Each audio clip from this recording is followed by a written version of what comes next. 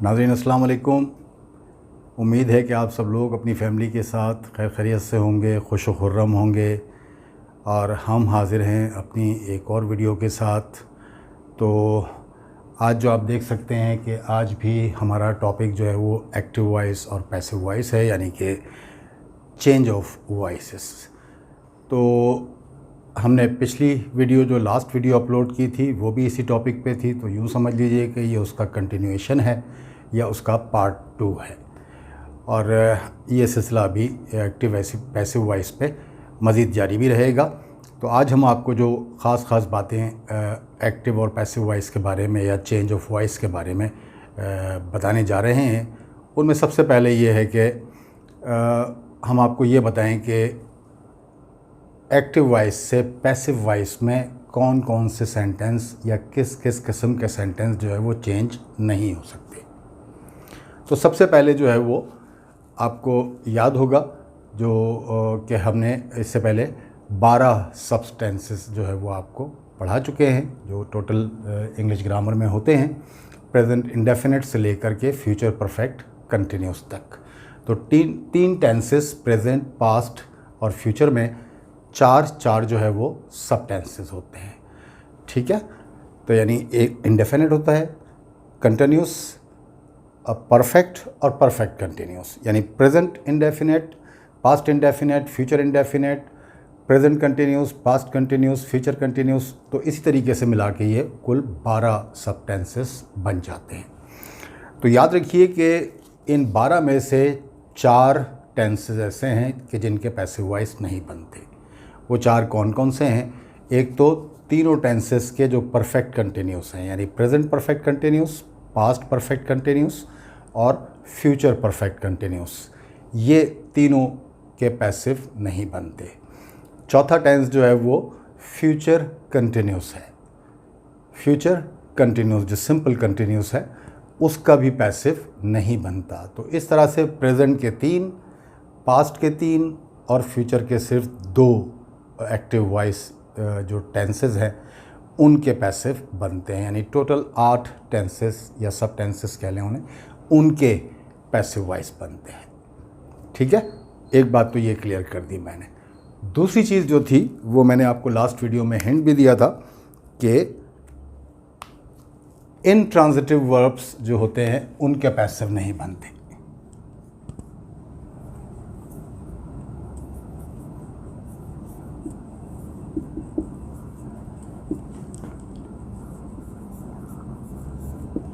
Intransitive verbs जो हैं उनके पैसिव नहीं बनते। अब सवाल ये पैदा होता है कि इनट्रांजिटिव वर्ब कौन से होते हैं और उनको कैसे पहचानेंगे कि कौन से ट्रांजिटिव वर्ब हैं और कौन से इनट्रांजिटिव वर्ब है। वर्ब की जो है मुख्तलिफ़ हवालों से मुख्तलिफ़ अक़साम होती हैं, तो जिनमें से एक हवाले से ट्रांजिटिव और इनट्रांजिटिव वर्ब्स होते हैं। तो जो ट्रांजिटिव वर्ब होते हैं उनके तो पैसिव वॉइस बनते हैं, और लेकिन जो इनट्रांजिटिव वर्ब होते हैं उनके पैसिव वॉइस नहीं बनते। फॉर एग्ज़ाम्पल मैं चंद पहले आपको यहाँ पर लिख दूँ, go, walk, run, sleep, rise, fly, cry. ये चंद एक इनट्रांजिटिव वर्ब्स मैंने जो है आपको यहाँ पर लिख दिए हैं। अब इनको हम इनट्रांजिटिव वर्ब क्यों कहते हैं, कैसे पहचानेंगे कि इनट्रांजिटिव वर्ब कौन से होते हैं? इनट्रांजिटिव वर्ब में कभी भी आपको डायरेक्ट ऑब्जेक्ट नहीं मिलेगा, यानी ऑब्जेक्ट और वर्ब के दरमियान कोई ना कोई प्रीपोजिशन ज़रूर होगा। जबकि जो डायरेक्ट ऑब्जेक्ट होता है वो वर्ब के बाद प्रीपोजिशन नहीं लेता, और वो डायरेक्ट ऑब्जेक्ट जो होता है वो 2 सवालों में से किसी एक सवाल का जवाब होता है। For example, what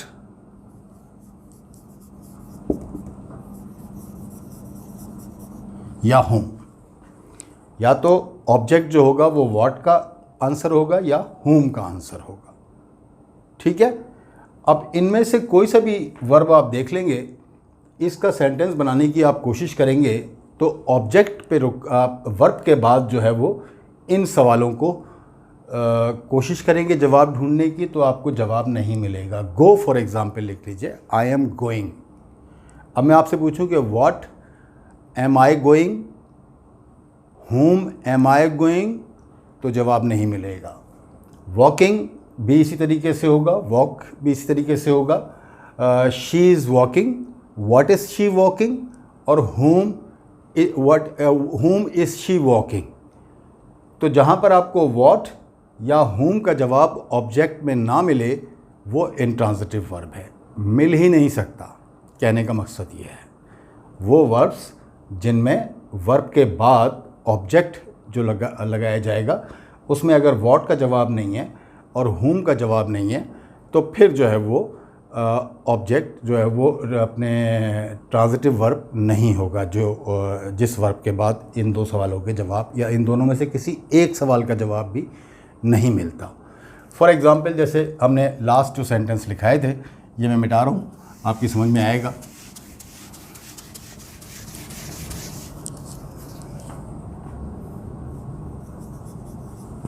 They will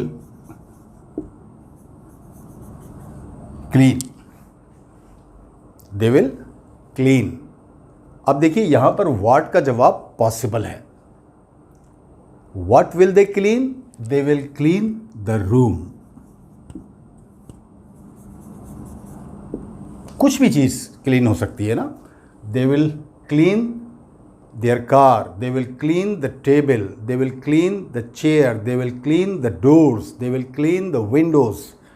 What will they clean? What का आंसर आ गया, ठीक है।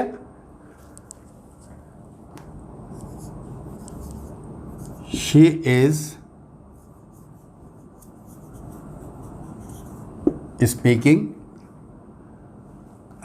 ये छोड़ दें, दूसरा सेंटेंस बनाते हैं।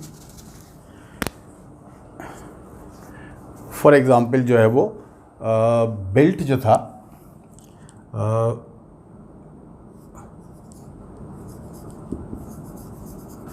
The builder is constructing, the builder is constructing. What is the builder constructing? The builder is constructing a shopping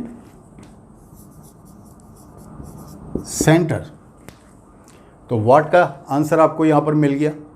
अब मैं आपको वो वर्ब बताने जाने जा रहा हूँ कि जिनमें डबल ऑब्जेक्ट पॉसिबल होता है और उनमें whom का आंसर भी पॉसिबल होता है और व्हाट का आंसर भी पॉसिबल होता है। वरना आमतौर पे ज़रूरी नहीं होता कि हर वर्ब के साथ जो है वो दोनों ही क्वेश्चंस का आंसर मिल जाए, यानी whom का आंसर भी मिल जाए या व्हाट का आंसर भी मिल जाए। तो किसी भी एक का आंसर मिलना ज़रूरी है, वही ट्रांजिटिव वर्ब होगा और उसी का पैसिव वॉइस बनेगा। अदरवाइज़ दोनों में से किसी भी एक क्वेश्चन का ये ना तो whom का आंसर ना व्हाट का आंसर मिले तो फिर वो ट्रांजिटिव वर्ब भी नहीं है, इंट्रांजिटिव वर्ब है और उसका पैसिव वॉइस भी नहीं बनेगा। जैसे मैंने आपको चंद वर्ब्स यहाँ पर लिख के दिखाए थे।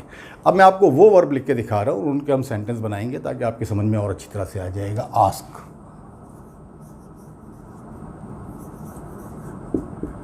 Tell, give, teach, send,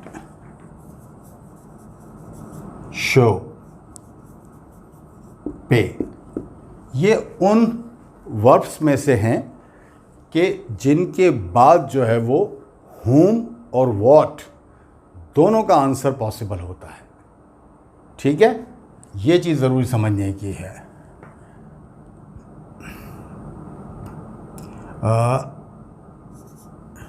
She asked me a question. She asked, asked था ना, तो हमने इसको asked कर दिया, सेकंड फॉर्म पास्ट इंडेफिनिट में सेंटेंस बनाया। She asked me a question, तो she asked उसने पूछा। whom did she ask, किससे पूछा, मुझसे पूछा। what did she ask, क्या पूछा, a question।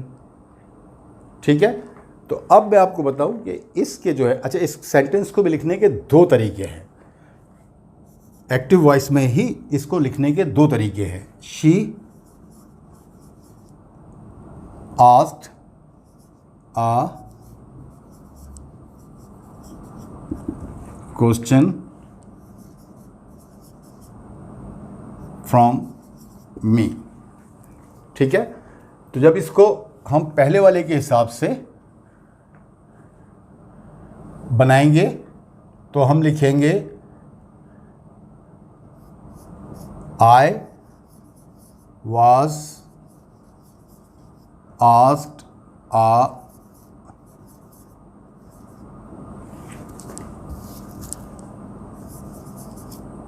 question by her. I was asked a question by her. ठीक है,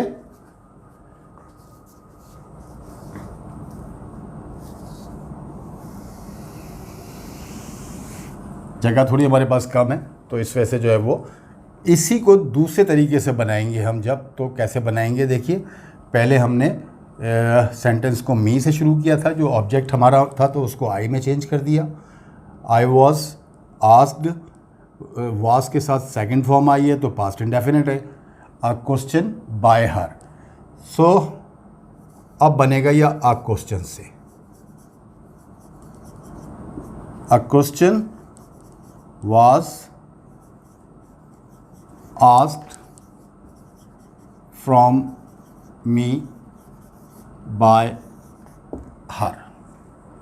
A question was asked from me by her. मुझसे, अब उर्दू में इसको कह लें, मैंने बताया भी था आपको कि उर्दू में जो है वो पैसिव को अगर सिर्फ चेंज करने की हद तक पढ़ा जाए तो बहुत रिडिकुलस सा भी लगता है और स्ट्रेंज सा भी महसूस होता है।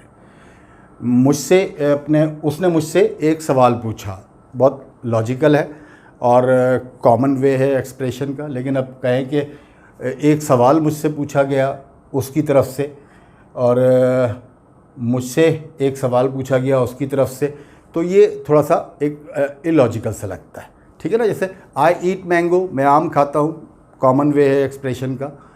आम मुझसे खाया जाता है, इस तरह से आमतौर पे हम इस्तेमाल नहीं करते, लेकिन चूंकि ये आपको सिखाने के लिए होता है सिर्फ, तो इसको प्योर पैसिव जो है वो हम आपको फिर किसी और वीडियो में सिर्फ पैसिव सेंटेंसेस बताएंगे, उसमें चेंज वाला सिस्टम नहीं बताएंगे।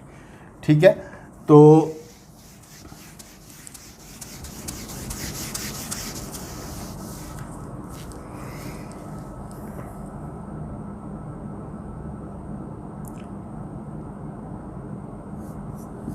I will pay you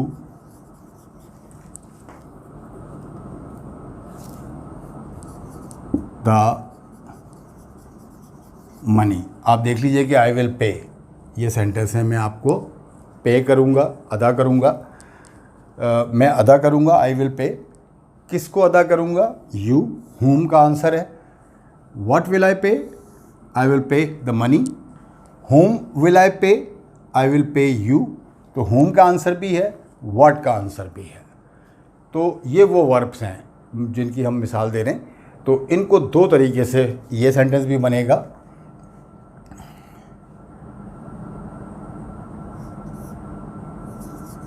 You will be paid the money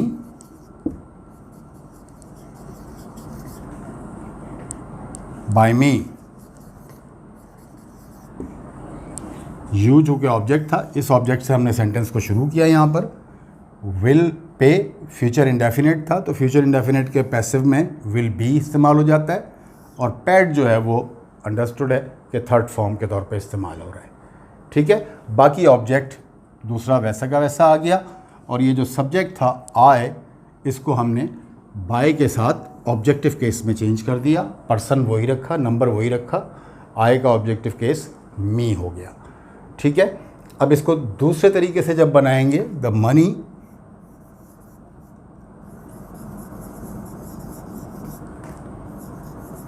was paid to me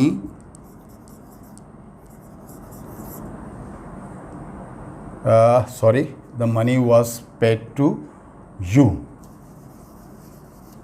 The money was paid to you by me. अब हमने जो दूसरा पैसिव बनाया है वो इस दूसरे ऑब्जेक्ट से शुरू किया है। तो इस तरह के जो वर्ब्स होते हैं, ये जो वर्ब्स आपको मैं बता रहा हूँ, इनमें जो है वो जहाँ पर दो ऑब्जेक्ट मुमकिन हों और दोनों ट्रांजिटिव वर्ब के साथ हों, तो उसमें जो है वो आपको फिर जो है वो दो तरीके से, दोनों ही तरीके से बल्कि यूँ कहिए कि उसका पैसिव मुमकिन है। You will be paid the money by me, the money will be paid to you by me. ठीक है, चूँकि यहाँ द मनी जो है वो ये पहले आ गया तो यू अपनी जगह पे चला गया जहाँ पर था, लेकिन चूँकि अब जो है वो ये एक ऑब्जेक्ट यहाँ पर आ गया है, तो जो पर्सन होता है हमेशा अगर वो अकेला रह जाता है तो उसके आगे फिर टू इस्तेमाल करना पड़ता है। जैसे इससे पहले वाले सेंटेंस में हमने आपको बताया था कि आस्क अ क्वेश्चन, तो उसमें जो है वो फिर जो पर्सन था उससे पहले फिर टू इस्तेमाल करना पड़ता है, और बाकी जो वो व्हाट का आंसर होता है या थिंग होती है उससे पहले आपको कुछ भी ऑब्जेक्ट अपने हेल्पिंग प्रीपोजिशन लगाने की ज़रूरत नहीं है। राइट, एक सेंटेंस में अपने इसमें से एक वर्ब को और आगे बढ़ा देता हूँ, फिर एक आध चीज़ आपको और बताऊँगा इसके बारे में। I am teaching you English. I am teaching, ये प्रेजेंट कंटिन्यूस का सेंटेंस मैंने बना दिया है। तो I am teaching, whom am I teaching, किसको पढ़ा रहा हूँ मैं, I am teaching you. What am I teaching, I am teaching English. ठीक है, इसमें भी दोनों ही ऑब्जेक्ट के साथ जो है वो दो तरीके से ये पैसिव बन सकता है। पहले चाहें तो इंग्लिश से इसको कर लें, इंग्लिश। बहुत ज़रूरी है कि सबसे पहले आप पहचान करेंगे कि ये टेंस कौन सा है। I am teaching present continuous है, तो इंग्लिश के साथ चूँकि आप एम नहीं आ सकता, इज़ आएगा। एम जो है वो इस वजह से आया था कि हमारा सब्जेक्ट जो है वो आए था, तो English is being, is being. ठीक है, is being taught, third form, is being taught. अब वो ये जब यू पर्सन है तो टू लगाएंगे, by me. English is being taught to you by me. Right, या दूसरा तरीका यू से जब स्टार्ट करेंगे तो यू, अब यू के साथ चूँकि हेल्पिंग वर्ब हमें आर लगाना पड़ेगा, लेकिन बाकी सब कुछ ज़्यादातर वैसे ही रहेगा। बीइंग टॉट हेल्पिंग वर्ब वही रहेगा, थर्ड फॉर्म तो वर्ब की इंटैक्ट है। You are being taught English by me. समझ में आ गई आपके बात कि ये वो वर्ब्स हैं जो डबल ऑब्जेक्ट लेते हैं और उसमें से एक पर्सन होता है, एक थिंग होती है कोई, होम का आंसर भी होता है और व्हाट का आंसर भी होता है, और बाकी कई ट्रांजिटिव वर्ब ऐसे हैं कि जिनमें ज़रूरी नहीं है कि आपको दोनों ही क्वेश्चंस के आंसर मिल जाए, होम के भी और व्हाट के भी। कहीं पर आपको सिर्फ व्हाट का आंसर मिल सकता है, होम का आंसर नहीं मिल सकता। तो जैसे मैं आपको बताता हूँ एक सेंटेंस और जिसमें एक ही आंसर पॉसिबल होगा। ठीक है, ये आपकी समझ में आ गया। ये वर्ब्स अलबत्ता नोट कर लीजिएगा और आप कोशिश कीजिएगा इनसे खुद सेंटेंस बनाइएगा।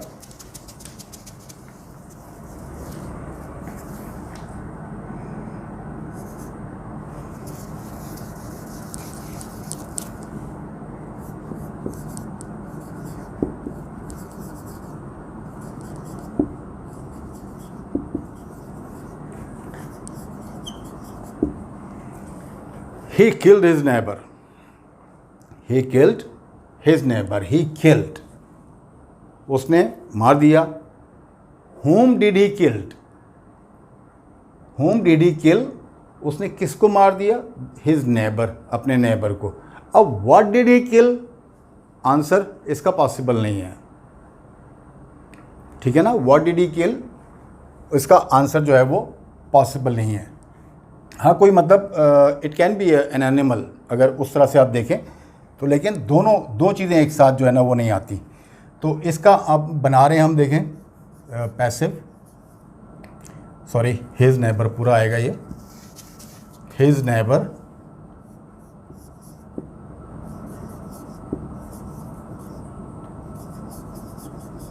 ऑब्जेक्ट तो आपने लिख लिया। और now you have to be careful कि पहले टेंस को आइडेंटिफाई कर लें। ही किल्ड, ये सब्जेक्ट के बाद सेकंड फॉर्म है, बीच में हेल्पिंग वर्ब नहीं है, तो इसका मतलब है पास्ट इंडेफिनिट। तो पास्ट इंडेफिनिट में जो है वो वाज या वर इस्तेमाल होती है हेल्पिंग वर्ब पैसिव बनाते वक्त। तो हिज नेबर चूँकि सिंगुलर है तो वाज इस्तेमाल कर लिया, हिज नेबर वाज। यहाँ पर किल्ड जो है सेकंड फॉर्म के तौर पर इस्तेमाल हुआ है, लेकिन यहाँ पर जो है वो किल्ड जो है वो थर्ड फॉर्म के तौर पर इस्तेमाल हुआ है। अब आगे जो है ये जो सब्जेक्ट था ये चेंज हो गया बाय के साथ अपनी ऑब्जेक्टिव केस में, बाय हिम, ठीक है। ये तरीका जो है वो पैसिव बनाने का है और उसके चंद जो पॉइंट्स है वो मैंने आपको बता दिए हैं। मैं आपको एक दफ़ा जो है वो सिर्फ इनके हेल्पिंग वर्ब्स के हवाले से बता दूं कि क्या होते हैं। एक्टिव वॉइस में जो हम आपको पढ़ा चुके हैं वो मैं आपको ज़बानी बताता जाऊंगा, और पैसिव वॉइस में जो इस्तेमाल होंगे उसकी जगह पे वो मैं यहाँ पर नोट करता जाऊँगा। अगर आप कॉपी पेन से ले रहे हैं तो आप दोनों चीज़ें, टेंस का नाम भी लिख लीजिएगा साथ में। प्रेजेंट इंडेफिनिट में आपको याद होगा कि सब्जेक्ट के बाद कोई हेल्पिंग वर्ब इस्तेमाल नहीं होता था, ठीक है। लेकिन प्रेजेंट इंडेफिनिट के सेंटेंस में पैसिव में इज़, एम और आर इस्तेमाल होंगे, और इनके बाद वर्ब की थर्ड फॉर्म तो मैंने आपको बता दिया कि कोई सा भी पैसिव होगा तो वर्ब की थर्ड फॉर्म ही रहेगी पैसिव में। अच्छा, अपने आ जाए प्रेजेंट कंटिन्यूस में, तो उसमें इज़ एम आर के साथ हेल्पिंग वर्ब इस्तेमाल होते थे और वर्ब की आईएनजी वाली फॉर्म यानी फोर्थ फॉर्म इस्तेमाल हुआ करती थी। तो जब पैसिव बनाएंगे उसका तो is being, am being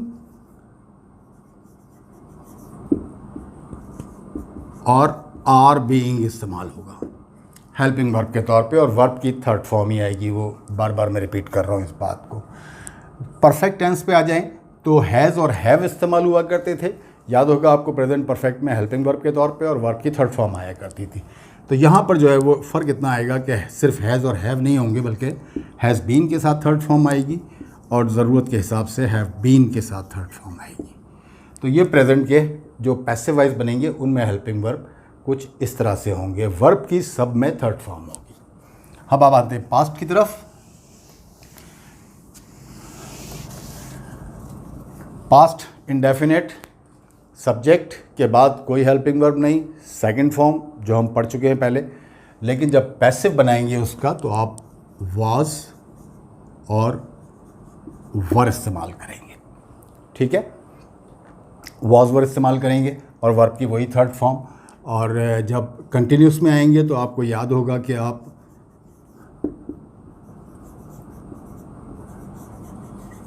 was verb के साथ फोर्थ फॉर्म इस्तेमाल किया करते थे, याद है। तो अब क्या होगा कि वाज और वर के साथ पहले बीइंग लगेगा और फिर थर्ड फॉर्म लगेगी। पास्ट परफेक्ट पे आ जाइए तो सिर्फ एक हेल्पिंग वर्ब उसमें इस्तेमाल होता था वर्ब की थर्ड फॉर्म के साथ, सिर्फ हैड, और हैड के साथ जो है वो थर्ड फॉर्म इस्तेमाल होती थी। लेकिन जब उसको आप पैसिव बनाएंगे तो उसी को आप हैड बीन कर देंगे, ठीक है। ये पास्ट टेंस के हेल्पिंग वर्ब मैंने आपको बता दिए। पैसिव के लिए एक्टिव के जो सेंटेंसेस आपने बनाए हुए हैं उनको कोशिश करें चेंज करने की, और ट्रांजिटिव और इंट्रांजिटिव का भी ख्याल रखें, और बाकी चार जो सब टेंसेस बताए हैं वो निकाल दें उसमें से। अब आ जाएं फ्यूचर के ऊपर। फ्यूचर में फ्यूचर इंडेफिनिट में जो है विल और शैल इस्तेमाल हुआ करते थे। तो विल और शैल के साथ जो है वो वर्ब की फर्स्ट फॉर्म इस्तेमाल हुआ करती थी फ्यूचर इंडेफिनिट में। लेकिन अब जो होगा, जब पैसिव में इसको चेंज करेंगे तो विल बी और शैल बी के साथ वर्ब की थर्ड फॉर्म इस्तेमाल होगी फ्यूचर इंडेफिनिट में। फ्यूचर कंटिन्यूस का पैसिव बनता नहीं है, मैं आपको बता चुका हूँ। तो अब आते हैं हम फ्यूचर परफेक्ट की तरफ। उसमें सिर्फ विल हैव इस्तेमाल हुआ करता था थर्ड फॉर्म के साथ, लेकिन जब उसका पैसिव बनेगा तो विल हैव बीन और शैल हैव बीन। ओके, तो उम्मीद है कि आपकी बात समझ में आ गई होगी। और इसके बाद जो है हम कोशिश करेंगे कि मॉडल एक्सिलरी वर्ब्स जो हैं उनके पैसिव जो है वो, अब हम आपको चेंज करने का तरीका नहीं बताएंगे, अब हम डायरेक्ट उस पे जाएंगे पैसिव पे, और कोशिश करेंगे कि आप पैसिव ही की प्रैक्टिस करें, ताकि पैसिव जो है ना वो ख़ुद एक अलग से लैंग्वेज है और उसका बड़ा कॉमन यूज़ होता है।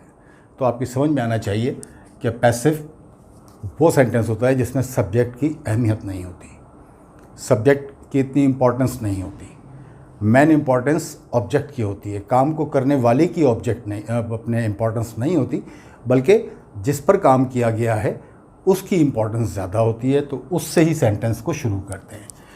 तो नेक्स्ट वीडियो में हम कोशिश करेंगे कि पहले मॉडल एक्सिलरी वर्ब्स या तो आपको बताएंगे, या सिर्फ पैसिव सेंटेंस बड़े कॉमन यूज़ के वो बताएंगे आपको, फिर इम्पेरेटिव सेंटेंस के भी जो है वो पैसिव बनते हैं वो भी बताएंगे आपको। तो अगली वीडियो तक के लिए आपसे इजाज़त चाहते हैं। अपना और अपने आसपास के लोगों का ख्याल रखिएगा। अल्लाह हाफ़िज़।